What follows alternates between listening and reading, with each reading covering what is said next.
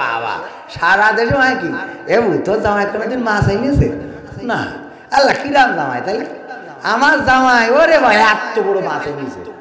এত বড় ঠিক এত বড় এইভাবে দেখায় খেয়াল করে এত বড় মাছ দেখেছেন জীবনে এত অত একটুকুনি বলো একটুকুনি ওই যে পুটি ইলিশ না খুঁজে ইলিশ আছে ওই করে এত বড় মাছ এনে আমার জামাই তোর জামাই নিয়ে আসে না কিরাম জামাই ও আর নিজের ছেলে যদি একটা রুই মাছ নিয়ে যায় শ্বশুর বাড়ি একটা শুয়োর পয়দা করে তুইছি শুয়োর একটা পয়দা করে তুইছি হ্যাঁ শাশুড়ি যদি মাছ নিয়ে যায় ওর গালে ঢেলি মারি ফেলাই না ভালো ছিল না কদিন হ্যাঁ মেয়ের কাছে যদি বেতন তুলে এনে যদি মেয়ের কাছে জামাই টাকা তুলে দেয় বাড়ি গল্প দেয় কয় আমার জামাই আল্লাহ একটা ফেরেশতা কিরাম ফেরেশতা কয় বেতন পাওয়ার পরে টাকাটা আইনি খামো খোলে না আমার মেয়ের হাতে তুলে দেয় কয় এই নাম বেতন যা পাইছি এই তোমার হাতে দিয়ে দিলাম কত সুন্দর আল্লাহ মনের মতো একটা জামাই মিল করে দিতেছে আর নিজের ছেলে যদি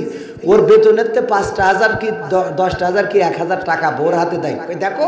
দেখো মানুষ বানাইছি মানুষ বোর হাতে টাকা দিচ্ছে বোর হাতে ও বউ ভালো থাকবে ও বউ ভালো থাকবে এমনি কি ওই বউ ফোনে কথা কয় ও আমার কথা তো শোন না বোর হাতে টাকা ওই 1,000 টাকা দেওয়া সহ্য করতে পারে না